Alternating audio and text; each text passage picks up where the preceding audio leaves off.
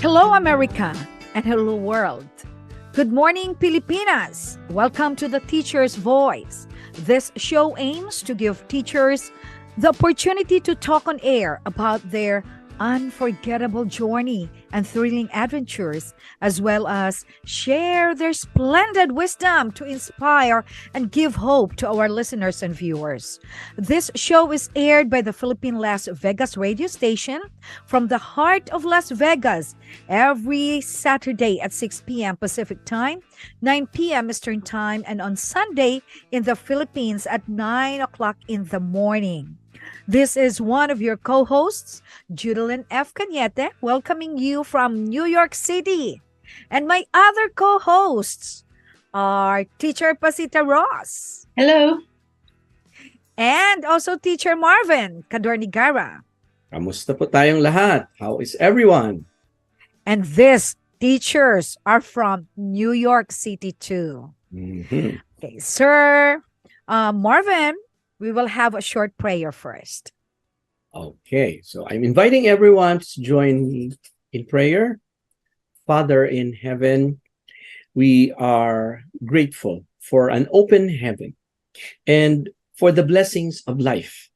And even, Father God, we worship you because you are the God who looks upon our needs and who looks upon the needs of our children and our pupils and our students inside or outside the classroom. We thank you also for giving us the blessings of teachers who are giving their lives to teach the young minds and guiding the young minds into a brighter future, in a future that is fearing God and a future that is hopeful of God in their lives. We ask the Holy Spirit to guide us and to be with us as you continue to open the hearts and minds of everyone. We pray that as we present and talk to our guests, we pray that you continue to shower us with your presence and with your compassion and the inspiration that will be distributed among the teachers who are listening. And even to all teachers right now, we entrust their lives into your loving hands. This is our prayer in the mighty name of our Lord Jesus Christ. Amen. And Oh, thank you. Thank you for that beautiful prayer. yeah, So, always. yes, teachers. Teacher Marvin and Teacher Pacita Ross. Kamusta kayo dyan? Kamustang mga drama natin ngayong araw? Ma'am Pacit? Yeah, okay. Thank God I am well. My family is very well as well. And we're enjoying life. Salamat sa Diyos. And trying to do what we can for the rest of the world, the community. True. And I'm greeting the teachers. Hinahangaan ko kayo. And sinasaluduhan ko kayo sa inyong mga pagtsatsaga, sa inyong mga kasipagan, sa inyong resourcefulness. Gawin ang inyong gagawin kahit na marami ang challenges for or in service of the nation. Salamat. Okay. Teacher Marvin, kamusta ang Queens? Oh, this morning it rained, but it was good that this afternoon it got sunnier. So okay ang ating environment and our weather is fine, and we're glad that we are all well and we are all blessed. Yeah. Totoo. That's true.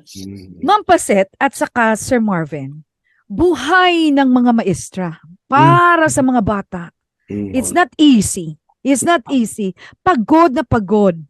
Pero banat na banat talaga ang mga teachers even summertime. Of course. Sabi nga ng mga teachers doon sa Philippines, kahit finish na ang kanilang school year, they're still having their works at home. Trabaho pa rin. Okay. So, hangang-hanga tayo talaga sa mga teachers na bakit ang sipag-sipag natin, Bakit kaya? This afternoon, we're going to be inspired of the story of this wonderful teacher. Pero, Before that, I think Mom Pasit, it's time Yeah. for us to introduce this. Oh, mom. yes. Oh, yes. Oh, yes. We're very happy to welcome to the show Dr. Catalina Suerte, an educator and a leader. Let me tell you a little bit about her before we ask her a lot more questions later. Um, Teacher Catalina has taught for 24 years in the Philippines. 13 of these is in La Salle John Bosco in Surigao del Sur, and 11 years in Xavier University at the Ateneo de Cagayan. And in the United States, has worked for the New York City Department of Education as a special education teacher for 17 years now. Altogether, if you do the math, 24 plus 17 is 41 years. Good job, Judilyn, you got it right. What Wow. explains her longevity in education? Well, for one, she loves children. She's able to handle even difficult students. She's open-minded and, of course, dedicated to the craft. And in 2021, she was recognized as she was awarded the International Women's History Month Awardee for Education. In 2018, she was an outstanding educator awardee, and 2022, an Ulirang Guru awardee, both by the Unified. In 2023, she obtained her PhD in Development Administration, major in Educational Governance. And presently, wala yata siyang kapaguran, ano? She's taking a postdoctorate course in Strategic Leadership and Management.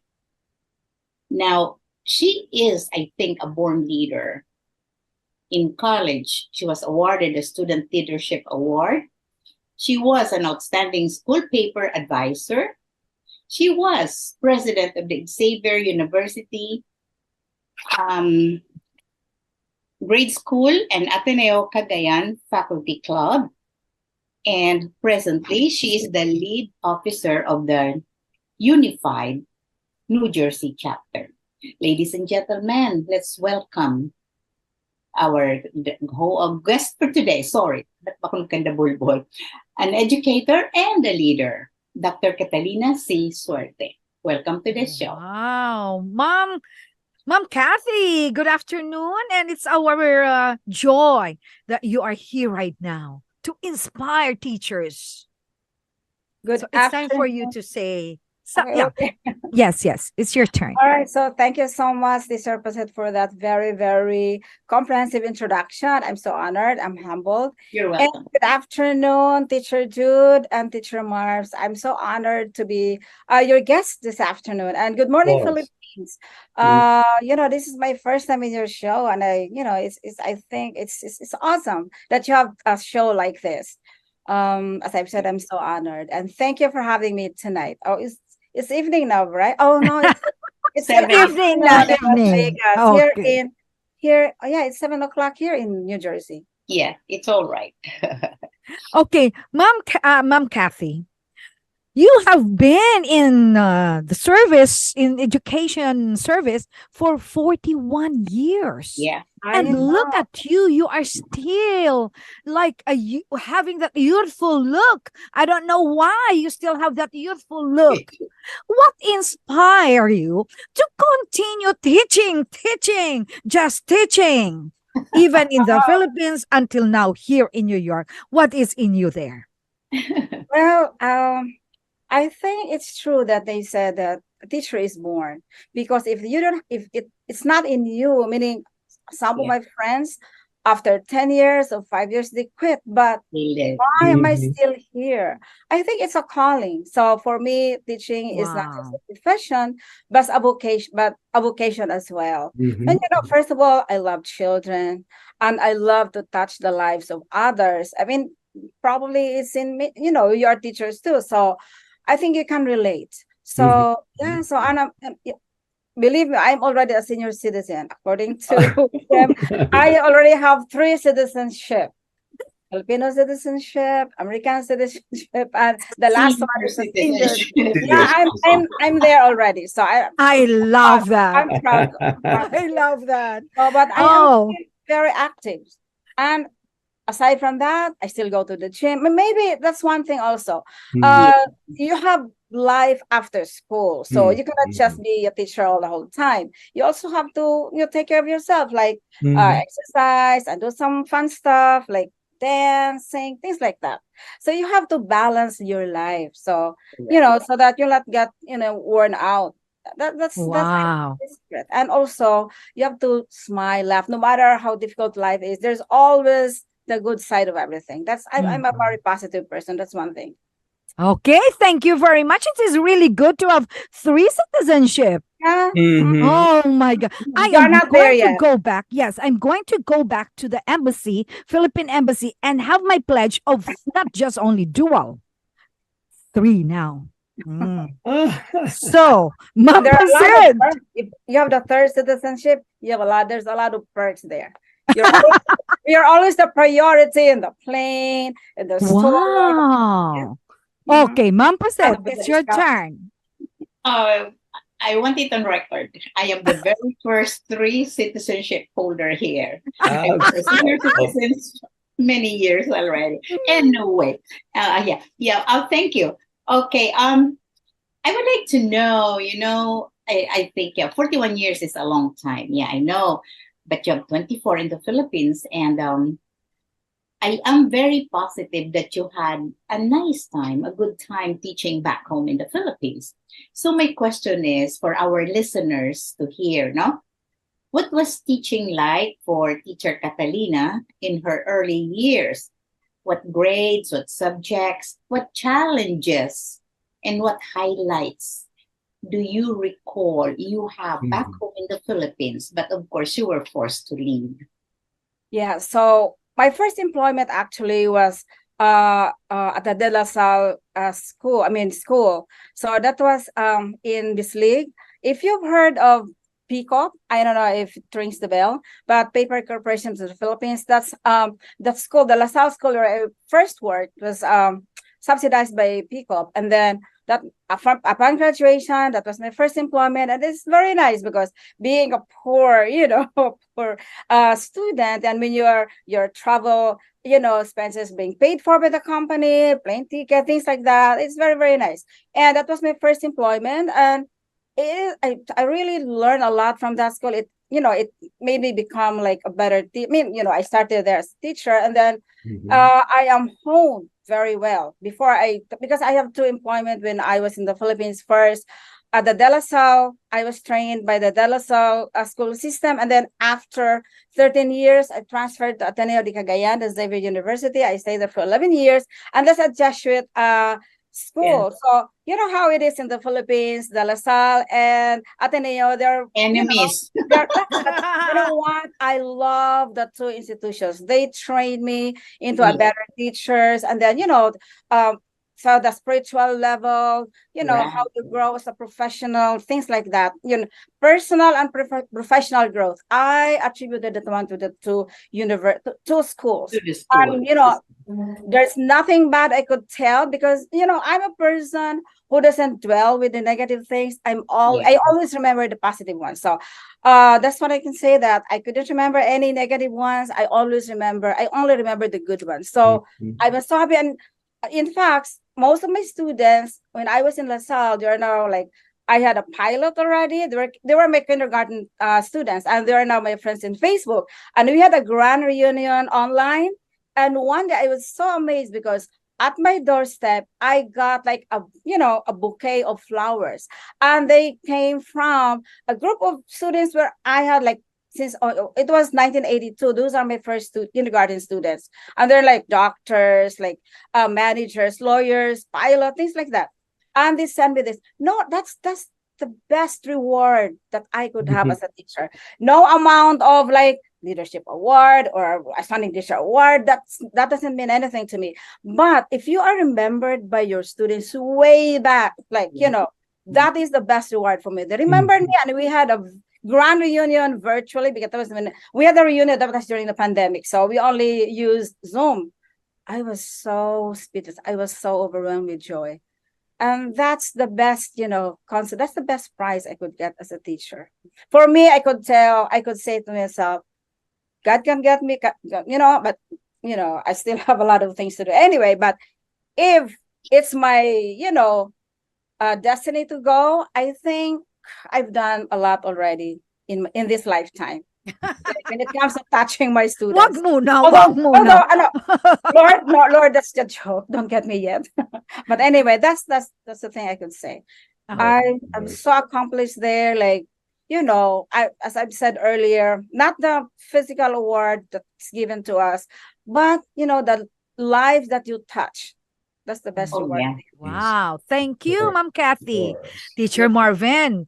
Yes. He has been smiling and waiting for his turn. Of course, of course. Ma'am Catalina, you describe yourself as a teacher who, because of your love for children, you're able to develop that ability to handle even the most difficult kids in class.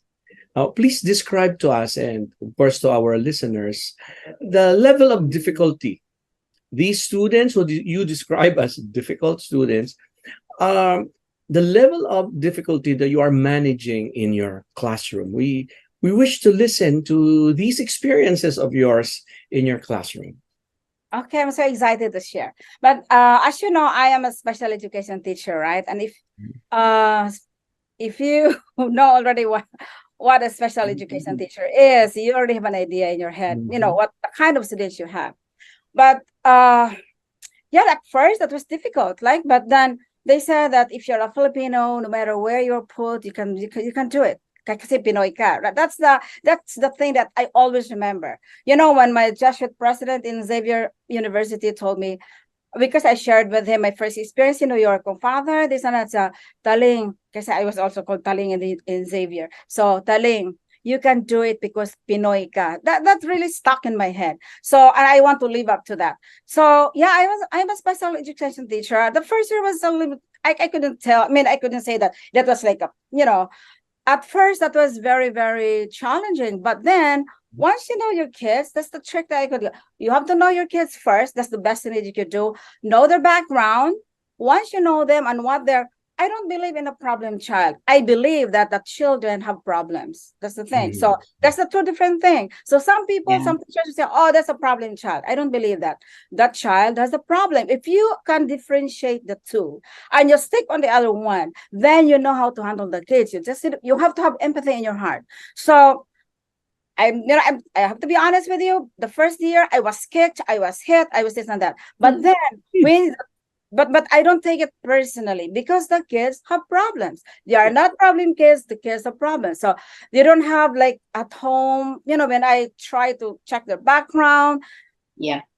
Very dysfunctional family. And these are small kids. These kids need love, right? And if they couldn't find that at home, I could give that kind of love in school. When the children realize that, then they would learn to love you. So that was history. Now they could give me the most difficult kid in my class. My principal knows that. In fact, there's one kid, because my kids are like behavior issues, learning disabled. I have autistic kids, like emotional disturbance. But when they know that you love them, and one thing that I would, find also in that kid, what are they good at? And I will dwell on that. Yeah. Just now, just this school year, I had a kid, and he wasn't with me yet. He kicked, he hit, he ran out of the classroom.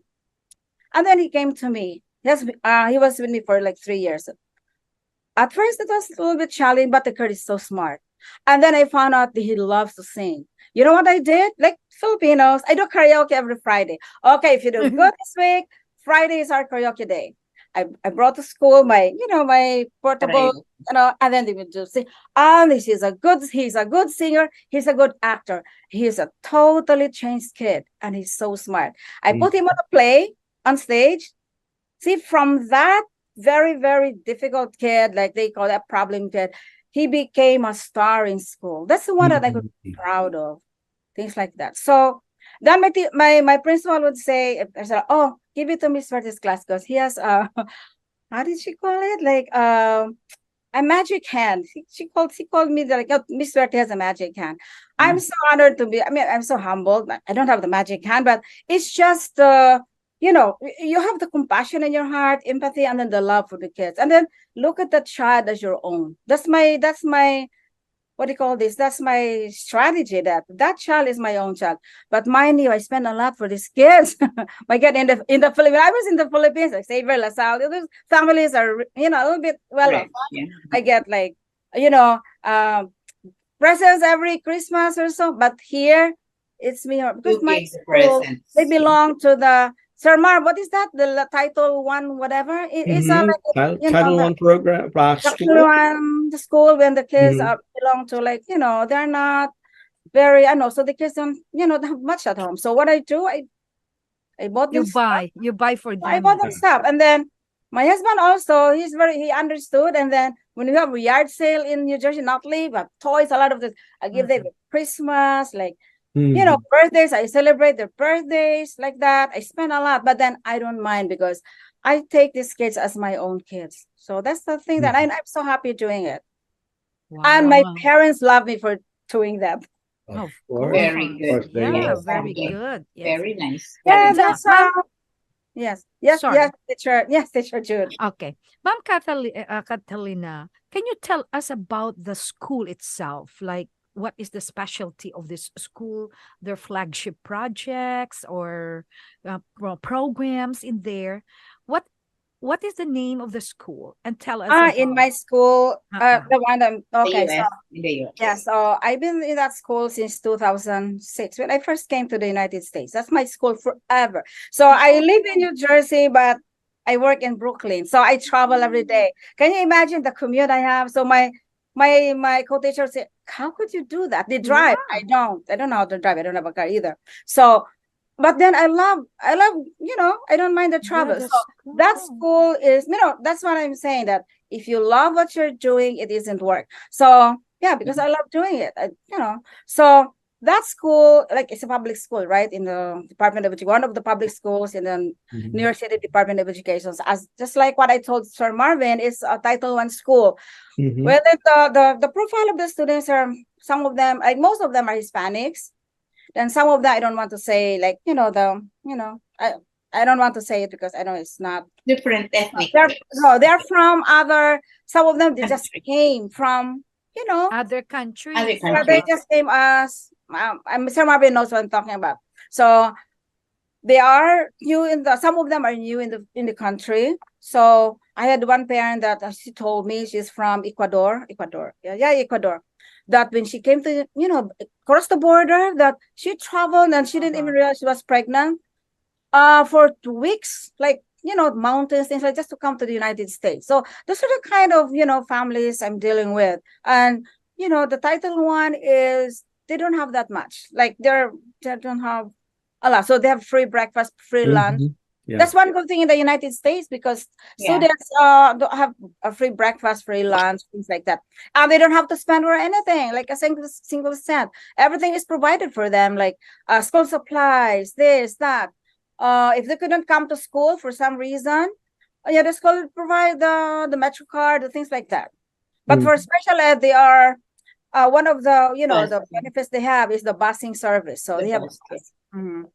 And if they couldn't, you know, if they missed the bus, the school would provide them like Uber, things like that. So this kids are very, very well provided by the system. So yeah, that's the kind of school I'm in, the Title I school. Wow. Sir Marvin knows that, right, Sir Marvin? Yeah. All right. Thank you so much, Teacher Pacita.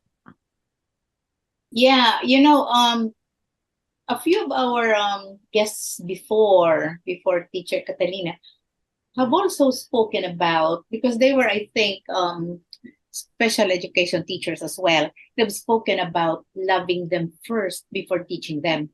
Well, I'm reminded by Maslow that if children have deficiencies in their physiological needs, you cannot really teach them anything cognitive, you know.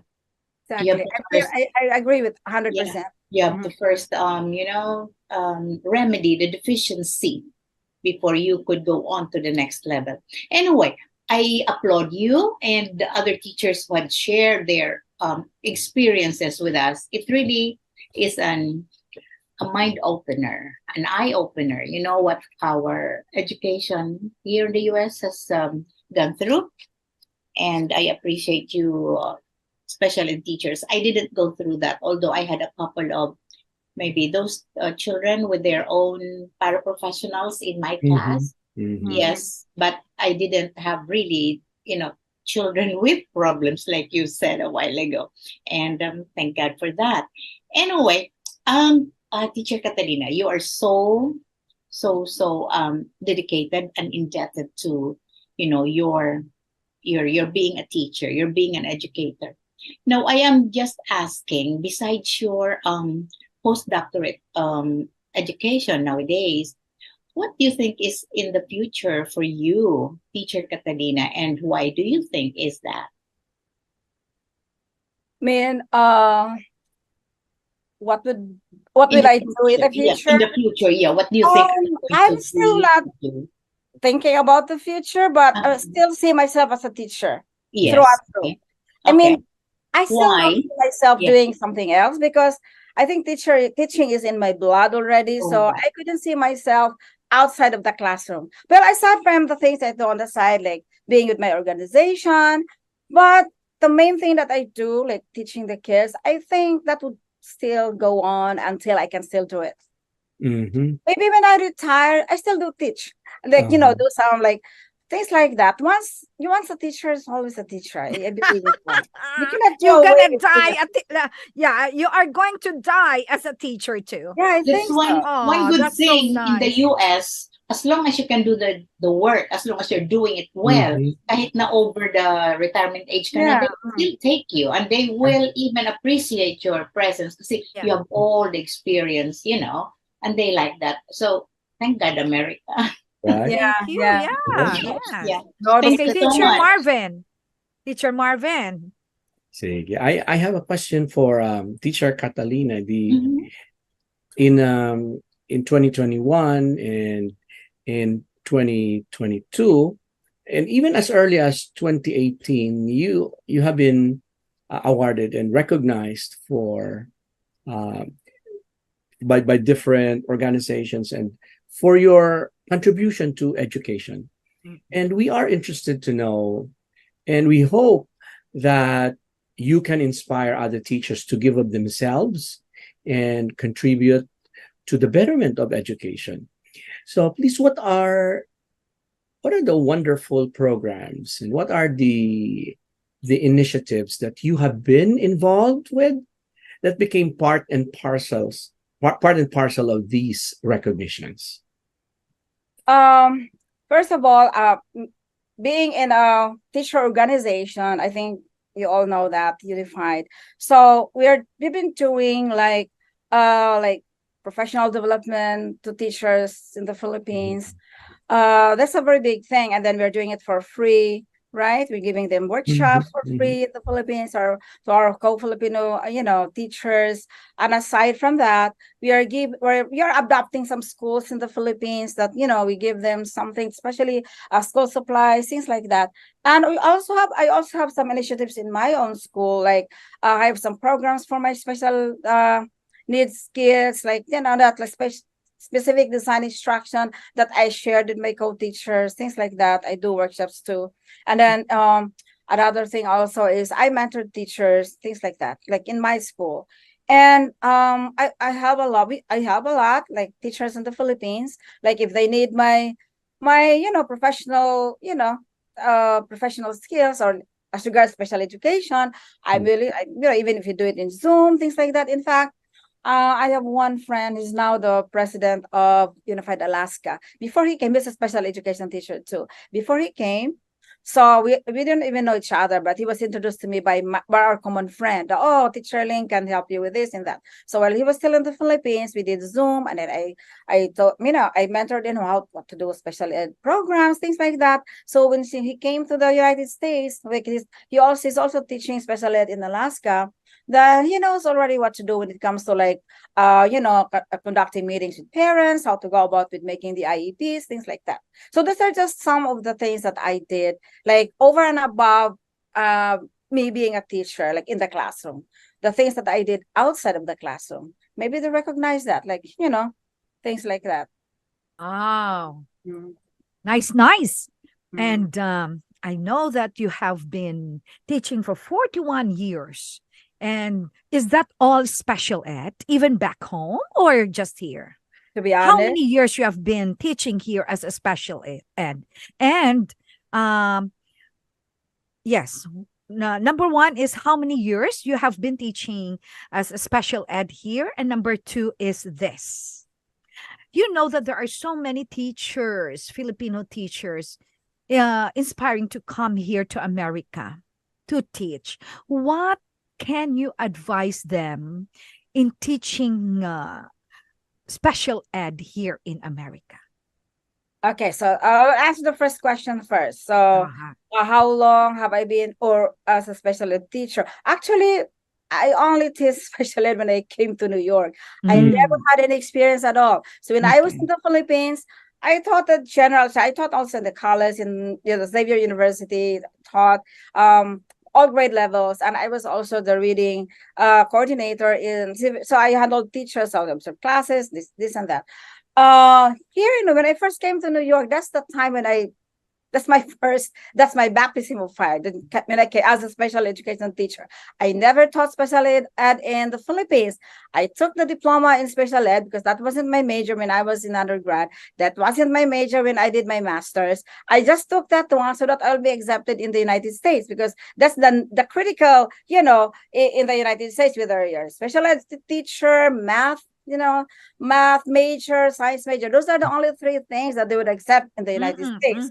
So I of course, I picked special ed. I did 2 years, with a special ed diploma. So when I came to New York, I didn't have any experience at all. I just learned as I went, as I started, I just learned my craft as I started teaching. And then you learn, if you're very interested and you're very, determined to really learn and to because you are there already. So you are saying, you are saying that since 2006 until now, you have been teaching special ed. License. Yeah, so that's how my many license. years now? 17 years. 20, like 20? No, 17 years. 17 years. Okay. So because you are specialized on this now for 17 years with all your experience, what can you advise to these Filipino teachers who want to teach here? What to call this? What advice you can give to them, those who are specializing special ed? Yeah, so I think they need to be oriented first, before they'll come here. That's very, very important, because the Philippine setting is so different from the U.S. setting.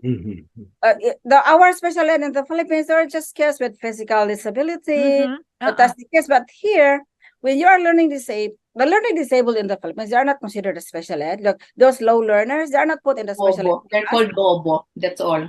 Yeah. But here, even if you're just slow and then you just need time, put you on a special ed class. And then speech impairment, things like that. The speech impairment is not really that speech, but here, every little thing, as long as you're being evaluated, and then everybody will say, oh, these kids belong to special ed. So, and then here also, they are mixed. So the LDs, those kids with behavior emotional disturbance, ADHDs, autistics, they're most of the times they are mixed in one classroom.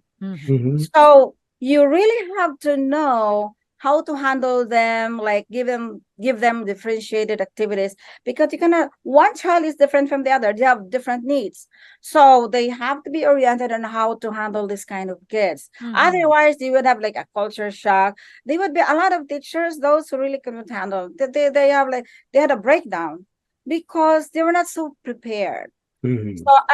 But Filipinos are very, very resilient, so we can do it as long as you are willing to ask for help. That's the thing. Ask for help, and then willing to learn. The willingness to learn is very, very important.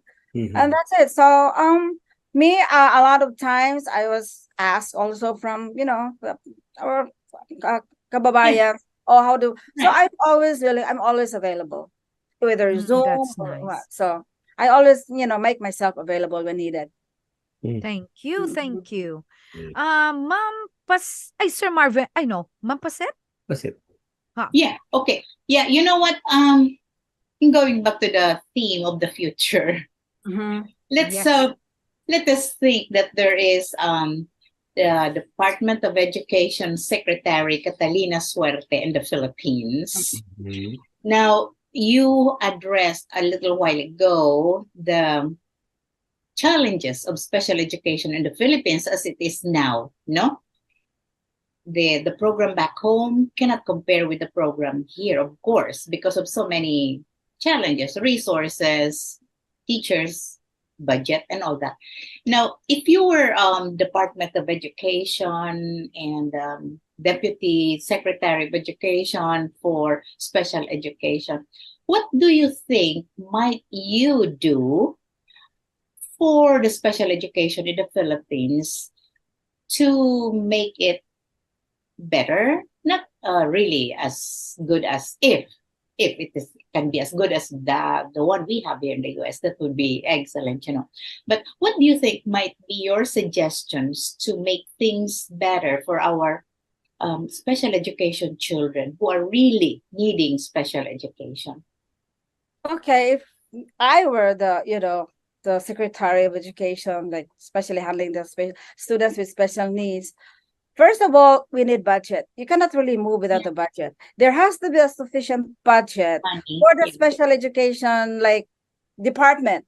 Mhm. You know why? Because when special education, there are a lot of for it to work. The related services have to be present. Yeah. Speech, the speech therapist should be there, occupational therapist, and you have to pay these people. Definitely. Speech therapist, occupational therapist, physical therapist, things like all those all those related services, they have to be there. Mhm. Otherwise, your special education program won't work, because these Mhm. kids, most of these kids, they have this kind of like difficulties that they need these special services. That's why they are there. We call this related services. So some of these kids that they need aside from the classroom teacher, the special ed classroom teacher, there has to be other services that you can provide for Correct. these kids. And aside from that, there has to be a resource aside from the classroom teacher, the self-contained teacher, we call it. There has to be paraprofessionals. You cannot leave the teacher by herself or himself in that classroom without an assistant. And you have to pay for this paraprofessional. We call that you know that, teacher Paset, right? Paraprofessional. And especially we cannot help that, because there are kids really who are I have a kid like that, like very aggressive. But you cannot help that, because this kid, this is a chemical imbalance. I have this kid that he couldn't control himself, and he's so violent. But when he did that, I will just hug him and just calm him down. Then eventually he would calm down. But if you are that person who freaks out every time this kid would have like a seizure, you cannot be in that class. But for me, I know how to handle that. I just hug the kid. But so what I'm saying is, you need to have a lot of services, and this entails a lot of budget. So budget has to be allotted for this program to work. Budget. That's the Sadly, first we thing. don't have that there, or sadly, the government isn't ready to, or just don't have the money to, But do you know something. what? We could always get grants. I mean, I don't know, but if there's somebody there who knows where to get the money, because there are a lot of, in the Philippines, there are a lot of wealthy people. Why don't we realize, why don't you utilize these wealthy people? Oh, instead of, because these are like, if they give grants to this kind of programs, this is taxable. What is that? What do you call that? Tax something deductible. Tax deductible. Instead of giving tax to the government, why don't you just, give your money to these programs, and this is tax deductible? That's another trick. Is it true that we don't but have it has to money? be centralized. I don't know. I don't know. I know. There's No? so much problem there. Oh, wow. Yeah, So, I know. what do you believe that the government, Philippine government, doesn't have money for Money. that? Do you think? They say they It's, don't. So. yeah, but I don't think so. Sir Marvin. Okay, I know that you have another question for Kathy. Yeah. So let's get to the question because I don't have an answer to the question whether the I don't have government has either. money That's or why So you not. will. we don't Okay, want to. great. We don't want to get political here because we don't have money. We don't know. No, no, no, no, Yes, we no, don't no. know, yes. But I would like um, to know from teacher Catalina, uh, since you just completed your doctorate degree in a few months ago this year, and right away you embarked into a postdoctoral course, and we're interested to know, because of your advanced studies, what are the changes that had happened to your life, both as a person and as a professional, after you have completed your advanced studies? Right. I don't think it is that. I think it's just, but changes. I don't feel that change, but I'm still the same. Well, it comes as far as me. Well, because I'm still well. When I took that doctoral degree, I just took it as I just want to learn more, this and that. But I don't have a plan of using it to advance myself into something different. No, I just want to be a classroom teacher. That's it. I want to be with the kids. The doctorate degree that I'm starting to do. In fact, we just had our first meeting and just, we are still doing the orientation. We don't know yet what to do next. That is because I don't want to lose the momentum while it's still there. Yeah. No, so you're still in the studying mood. So why not just then the vice president of PCU told us, why don't you just proceed? Because you're still, in the hype of doing this thing. Okay, so why not? Okay, and then there are a lot of us classmates and you became family. So that one is good because like when it, you are yes. still with your group, rather than doing it by yourself, it's so lonely. So Right. so we did it we do it as a group. So it's fun. Well, when I had my doctoral degree, I had fun doing it because we did it as a group and we had like study, group study. Even when I was on vacation, we did Zoom meeting. And I had a lot of fun doing it. That's the thing. Wow. When you do things and make it fun, Mhm. it's you don't get stressed out. Okay. So, Sir Marvin, as regards to your question, what changes in your life? I don't know. I don't feel any changes at all. I'm still the same. Here. I still feel the Here. same taling, the same this, and I still. Yeah. I don't. I think the age, our age, we Maybe. feel, yeah, we feel the pains now, like our joints, like that. But the Sister passion, Judy, that's yeah, bad. That's bad word, pace. But anyway, so but the luckily, passion is still there, or But getting more and more, Mhm. right? Why is it that you don't feel, you are just happy and happy? That means Mhm. the I'm doing passion it is just still for there, just just learn and learn. right? Because the more you learn, the more you know that there's still a lot of things that you don't know. So you keep Okay. learning. That's true. All right. So I will ask you. Oh, I'm Yeah, so go ahead. sorry. I will ask you then. Mhm. My question is, what is the moment in your career that you will never forget? Because you said you're just happy and happy. We will see. What is that moment that you will never forget, Never, whether it ever. is bad or whether it is good? We want to hear that. Okay, so as I've said, Teacher Jude, I don't want to remember the bad. I will only remember the good. Okay, The that's bad good. is just like some told me that, even my husband told me that I have very selective memory. So I only remember the things that that I Good, the good ones. cherish, not the things that make me sad. So that's the thing that just think of happy moments, things like that. Well, there are a lot of things that make me happy, like even simple things, even just like my bonding with my colleagues, things like that, and we are happy like that. Oh, you know what? As a Philippine, that thing that I also like because they love it. I love to cook, right? And every Christmas and end of the year, I cook a lot of food and bring the food to school. I'm the only Filipino teacher there, so I bring it and then I let them Oh, and then one time I brought like lechon, our unbeatable lechon, and they were so amazed. What you bring? And then it's so expensive. You know, the Americans here, they don't spend like $10. It's so expensive to them, but me, I don't mind because as long as I see them very happy, that and they're so amazed because I don't mind spending things like that for them.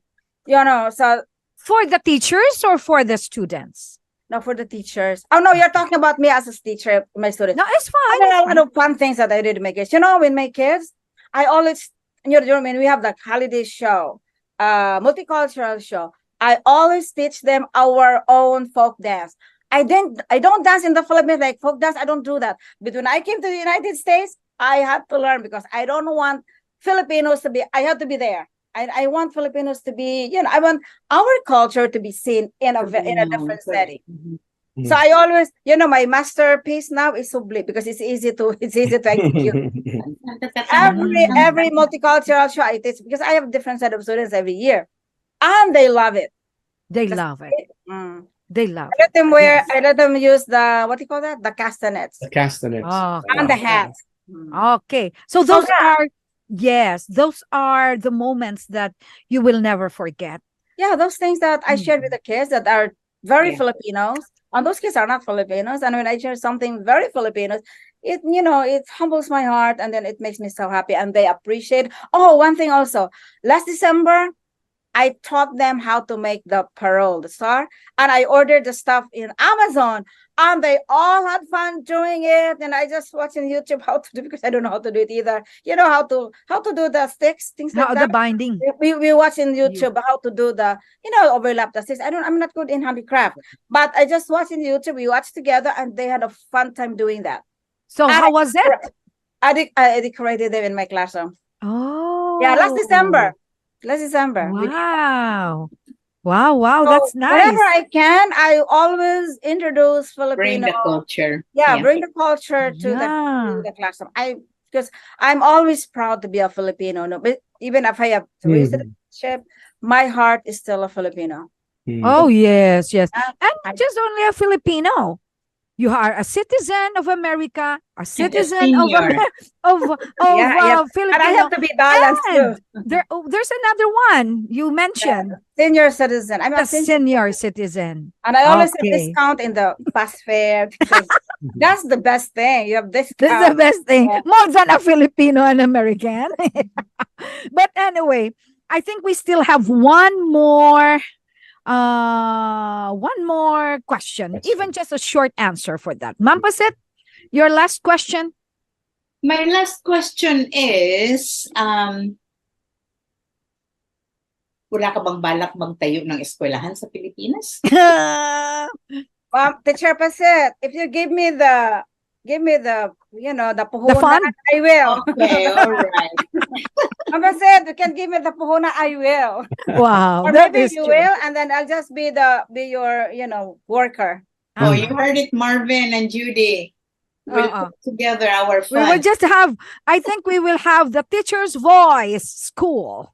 Right? That would be nice. And yes, I love that specialization, the one that you are teaching, special ed. Ganda yun, ha? Anyway, thank you very much, Ma'am Kathy and Ma'am Pacita and Marvin. We have so much fun right now. And the fun. Yes. So how do you feel? You're okay with us? I mean, I had a blast. I'm having a blast. Right. And also, Ma'am Kathy, you can share this after our we're going to share this tomorrow, right? And you can share this also with your friends and tell them. I'll share that to my son. Right, of course, Philippines and anywhere in your unified. Share this and then just tell them that to like also our page in there. I'll do that. PHLV, yes. So let's have a moment of our quotes, right? And we can share even just a simple quote that we can share to our viewers and listeners. Ma'am Pacita. Okay. From Aristotle, he says, educating the mind without educating the heart is no education at all. Correct. Okay. Very nice. Ma'am Kat.